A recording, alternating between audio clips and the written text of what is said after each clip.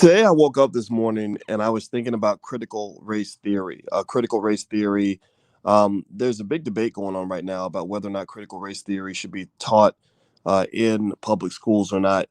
And I want to chime in on this debate and I want to link it back to Black wealth and Black economics and kind of give you a perspective on critical race theory and honestly why I truly don't care if critical race theory gets taught in public schools or not. I just don't care. And I'm going to explain why. We're going to break this down for you. Do me a favor, hit the thumbs up button, share, subscribe button. We're going to get started on the Black Financial Channel right now.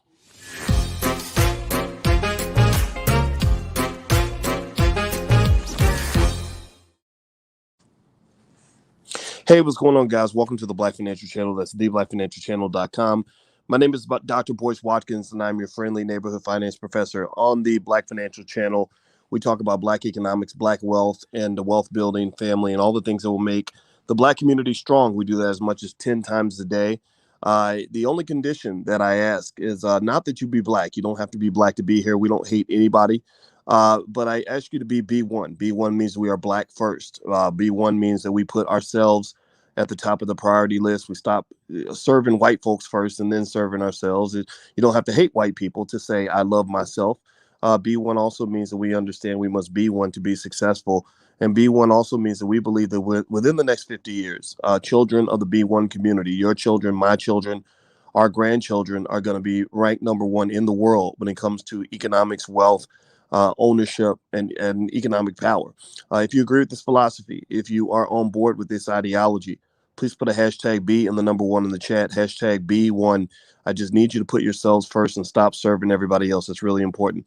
So here's what I want to try to talk about for a minute is critical race theory. And so Terry Cobb and Ashley and Tiff Walker and Jacqueline George and Jordan Crawford, I see you and I love you and I appreciate you.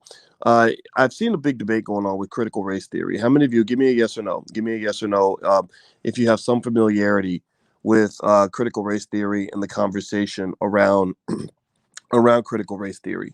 What I'm going to first do, actually, before I even break it down, is I believe you should understand the things you're talking about. And because believe me, I see people on the internet who do tons of videos, and I guess they're desperate for money, but they're usually talking about things they know nothing about because I don't know these people. But I guess that's the game. That's what happens. People speculate and make things up. But I'm going to read to you what critical race theory is. I just did a quick Google search on what critical race theory is, and I have my idea of it. I know that a lot of it originated with great people like Derek Bell and some others. In the 1970s, a lot of legal scholars, Derek Bell, Alan Freeman, Kimberly Crenshaw, Richard Delgado, Cheryl Harris, Charles R. Lawrence III. I'm reading names right here, Patricia J. Williams, etc. And so here's what this is a Wikipedia definition, so take it with a grain of salt, obviously. But what they were Roy L. Brooks in 1994 defined critical race theory as, quote, a collection of critical stances against the existing legal order from a race-based point of view. He was a co-founder of the theory. He defined it, Richard Delgado, sorry, a co-founder of the theory, defined it in 2017 as, quote, a collection of activists and scholars interested in studying and transforming the relationship among race, racism, and power. Um, and that's fine, right? You guys know that obviously I'm a critical race theorist in the sense that I understand. We know what white folks have done. We know what white folks have done. I told you guys I've been watching the John Singleton show Snowfall, and my wife, who's a full professor of social work, so she's a little bit to the left of me, but I appreciate ideas on the left of me, which is why I married a beautiful Black woman who happens to be a social worker, and I'm a finance professor, which I don't know if that makes me the capitalist bastard or not, but I'm not a pure capitalist because I know enough to know the flaws of capitalism. I'm reading up on Marxism. Karl Marx had a lot of great ideas, actually, and I encourage you to take a look at those ideas so you can sort of see the big picture. You can see the entire football field. But here's what I want to mention when it comes to critical race theory. Derek Bell, who was at Harvard Law School, was one of my great heroes. I just love this guy a lot, and I think that what he says is what he used to talk about and write about was great. Um, but with this debate about critical race theory, I think it's being just sort of happening the wrong way. This critical race theory conversation to me is a problem largely because it's a big distraction. It's a big distraction from what's really going on in America. Don't get me wrong. Again, I told you guys every day for 10 years, I've gotten on this channel and I have no problem talking about what white folks have and have not done. I've had no problem talking about how black people are being used by the existing systematic racist infrastructure. I've talked about both the Democrats and the Republicans using you as pawns for their own political agenda. I've talked about the racial wealth gap and why it was created from hundreds of years of people stealing your resources and creating laws against you, to put you in prison and things like that for no reason. I've joked, or not joked, but I've talked to you guys about the trauma of watching Snowfall with my wife, and both of us having grown up in the crack era. She grew up. My wife, just to give you background, she grew up in Gary, Indiana, which at that time was the murder capital of the earth. Why was Gary, Indiana, the murder capital of the world? Well, give me a yes or no if you think that that had anything to do with the drug trade. Give me a yes or no if you think that had anything to do with the CIA dropping crack bombs in the black community. Give me a yes or no if you've seen the results of what the government has done to black people by putting crack in our communities, where a big chunk of people were getting addicted to the crack and abandoning their kids. A big chunk of people were going to prison over the crack and forced to abandon their kids. And then a big chunk of people were being killed over the crack and then also abandoning their kids. So now you have a whole community where a vast majority of the children were abandoned by their parents. Well, that disrupts black families. That disrupts black relationships. Now the women don't trust the men because daddy wasn't there. 76% of little black girls, they never even had a daddy in the house. They don't even know what it means to wake up near a man every day.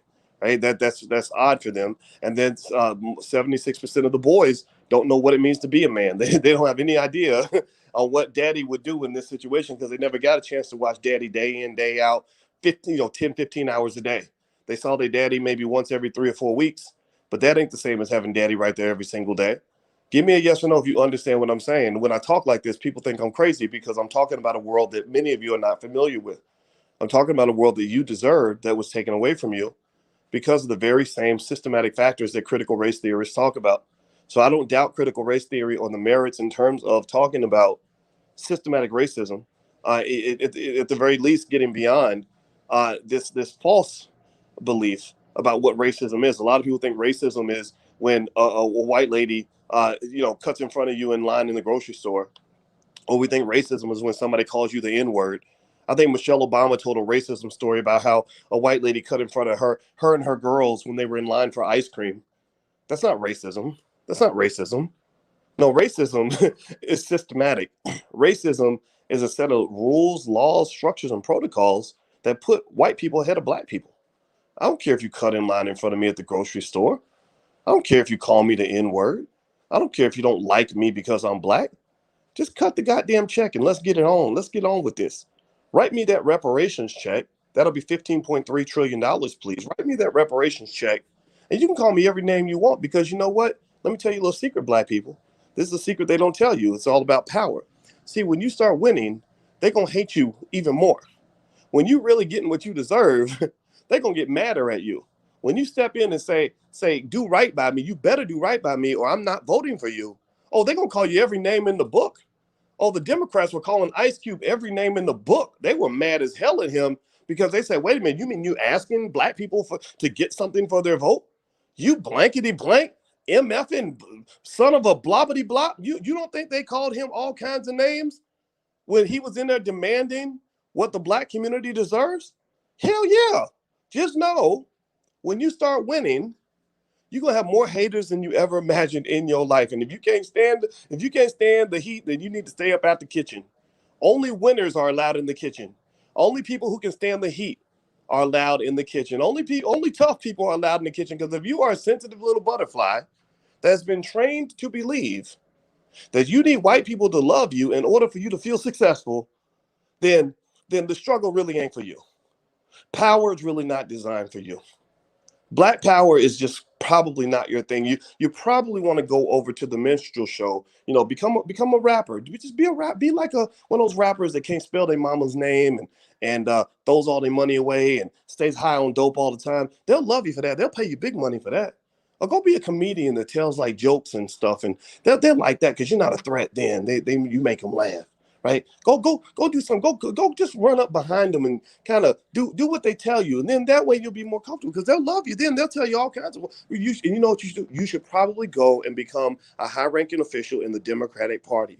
Because you know what they'll do? They'll do for you exactly what they did for Stacey Abrams. They put Stacey Abrams on the cover of a magazine. Anybody see that picture where she was on the cover of some magazine, Vogue or something? And they're preparing her to look very gubernatorial or presidential even, right? They had her looking very strong and masculine. Like she looked like she would really like, she looked like a strong king on the cover of that magazine, looking real big, buff and strong and standing up and chin up. And just go look it up. Look at, I forgot what the magazine cover was, but they'll do that for you, right? If you carry water for white people, you will always have a job.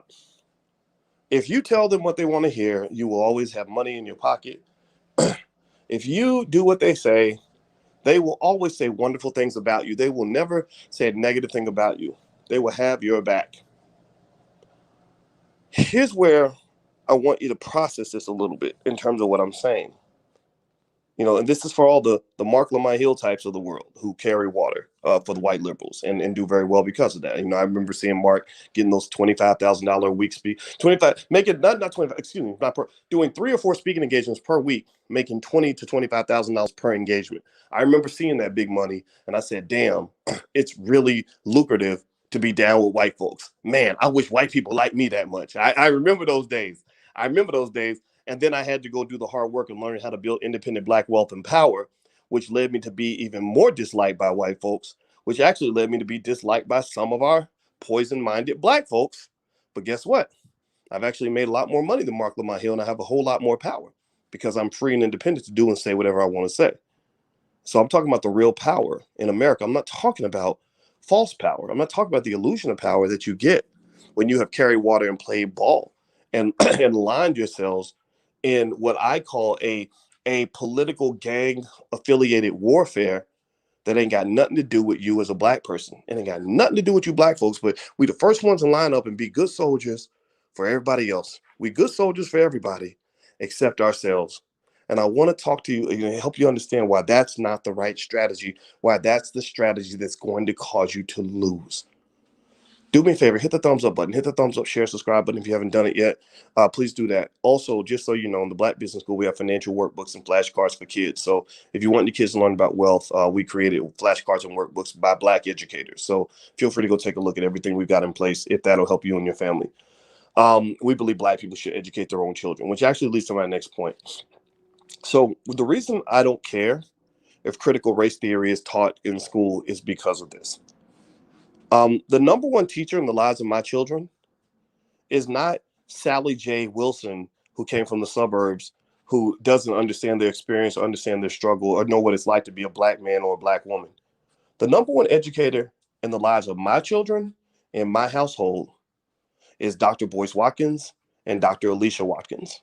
We are the number one educators of our kids. Now, mind you, I'll admit we have an advantage. We both have PhDs, and these are not fake PhDs. These are not the PhDs you get on the weekends in the 6-week summer program. No, these were PhDs where we required 5 years of continuous hazing and grinding and pain and agony to get through. When I finished my PhD in 2002, I was the only African American on the planet to get a PhD in finance that year. There was no other Black person on the earth that got a PhD in finance that year, and it was traumatic. Believe me. Alicia, when she finished her PhD program, 5 Black students started her program with her in Florida State. 4 of them did not finish. She was the only one who made it through, and she had a baby while she was in her program. So she met Dr. Claude Anderson's wife, and they both actually got their PhDs from Florida State. So shout out to the smart Black women that are out here. Black men that want to be successful, find you a smart Black woman and work with her. She makes an excellent teammate because she's tough. She knows how to fight through things most of the time. Alicia's a very tough woman. But with that being said, we teach our kids. There's no greater teacher of a child than the mother. I talked to a young mother yesterday, and I said, she had 3 sons. I said, look, your son, in order for your sons to be the men that they are meant to be, you are going to have to give them special education. She said, what do you mean by that? I said, special education. I'm not talking about special education you get in school. I'm not talking about the special education where they dump all the Black boys in one classroom and then give them a bunch of drugs so that they'll sit still. I'm not talking about special education where your son ain't going to learn how to read till he's 18 years old. I'm talking about the special education that can only come from a Black mother who loves her child. I'm talking about the special education my mama gave me. When I was a kid, the teachers used to tell my mother, this is those public schools where the whole critical race theory debate is kind of happening right now. So just understand, I'm sticking to the context. I promise you, we're getting to the point here. So in the public school, I remember they would tell my mother, well, Boyce won't sit still. Boyce won't act right. We have to keep putting Boyce in detention because Boyce is misbehaved and Boyce is this and Boyce is that. Boyce ain't as smart as the other kids. They used to tell my mother all these things, and my mother said, no, no, no, no, no. She said, I know my child better than you know my child. And no, you're not going to put my child on anybody's medication ever, because I do not want my child to grow up and become a drug addict. And then my mother said, I don't care what all your fancy charts tell you. I know you say you're an expert. You might be an expert on those children, but you're not an expert on my child. The leading expert on my child is me, because you did not give birth to this human being that's in front of you. You did not spend 100,000 hours talking to this child and understanding how this child's brain works. You did not sit with this baby when he was sick. You don't know this child. I'm the expert on the child. So I'm not consulting with you about what my child's potential is. You have to consult with me. Do you follow what I'm saying? Do you follow what I'm saying? You see, if you understand that child better than anybody else, the teacher's not the expert on your child. You're the expert on that child. The teacher shouldn't be the primary educator of that child. You are the primary educator of that child. And so effectively in these public school systems, this place where they're talking about teaching critical race theory and all that stuff, I don't worry about whether they're teaching critical race theory at school with my kids, because we teach them critical race theory at home. They come home and they come back with some nonsense. Well, Christopher Columbus discovered America, and it's Columbus Day. No, that's not true. Let's tell you what really happened. Let me tell you how Africans came to America 1,000 years before white people did. Well, Billy was telling me that all the pronouns are blah blah blah blah blah, and he, them, and they, and should, and blah blah blah. Yeah, that's one perspective, but yes, we do. But we believe in the structured Black family with a mother, one father, and the children, and blah blah blah blah. And let me tell you about the crack era, where the CIA destroyed Black families, and why most of your friends don't have a daddy in the house, right? And come back, George Washington did the blah blah blah blah blah blah blah. Yeah, okay, yeah, I get that. But you do know that George Washington raped more women than Bill Cosby ever could. You do know that, right? But the difference is that they're just seeking to destroy Bill Cosby's legacy, as if he never did anything good for anybody. But George Washington is supposedly their hero, even though he raped slaves and murdered Black people for a living. But okay, sure. So let's go downstairs and we want you to watch the Cosby Show now, because that's how we're going to partially educate you on what a strong, stable family looks like, right? Do you follow what I'm saying? Give me a yes or no if you follow what I'm saying. The education of your children is something that you should be doing every single day. And you need to stop believing that the education of your kids, your most precious commodities, should be in the hands of people who hate them. I don't care what they're teaching at that school. They're probably going to do it wrong. And one of the problems that Black people have is that when you get into these critical race theory conversations, it doesn't become a real conversation about systematic racism. If you want to teach critical race theory, you know how you can teach critical race theory to your kids? I'm going to give you in 10 seconds how you can teach critical race theory to your kids. You want to know the answer? You want to know how you can give your kids the full education on critical race theory? Give me a yes or no if you want me to tell you. I'm going to tell you a little secret. It'll take me 10 seconds to say this. Y'all ready? Okay.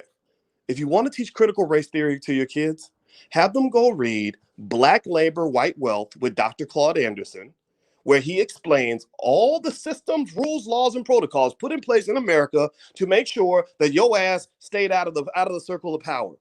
Everything he breaks it down to the price of a slave in 1821, and how that differed from the price of a slave in 1779, and how that was impacted by the ebbs and flows of the cotton industry. He breaks all that down. But yet these same people who talk about advocating for critical race theory, these same liberals that are supposed to be your friends, are telling you, oh, well, but we're not going to pay reparations. We're going to go study reparations. We need 7 years to decide if we've ever done anything wrong to Black people, to just make sure that we might owe y'all something. Are you kidding me? Are you kidding me? So it's the same liberals, the same Democrats or whatever, that got us lined up, fighting these little paper battles that could be resolved in about 10 seconds of common sense, are the same ones who won't write you a check and won't shift the economic power in your hands. Do you understand? Give me a yes in the chat if you get what I'm saying, please. Do you understand that the reason they keep you caught up in these superficial battles, these social battles, is because they don't want you thinking about the economics. They don't want you thinking about the fact that when Alicia and I went through on a cruise tour through downtown Chicago, we saw about probably 300 built skyscraper buildings that had to have been worth 1, 5, 10, even $20 billion each. And I said, babe, can you imagine if there was a law passed that forced them to give black people in Chicago control over even 20 or 30 of these multi-billion-dollar buildings and all the revenue that comes with that? Can you imagine what would happen? You mean white people sitting on all this wealth and all this power, and they got y'all fighting over nonsense. They got y'all fighting over everything but the money. They'll talk to you about everything but the money. They're, well, don't look over here. The money's for grown folks. We want you to look over here at the kiddie table. They got you eating, you go to a restaurant and they got the good menu for the adults. That's where they got the lobster, with the steak, the filet mignon, and and all this other stuff, right? The truffles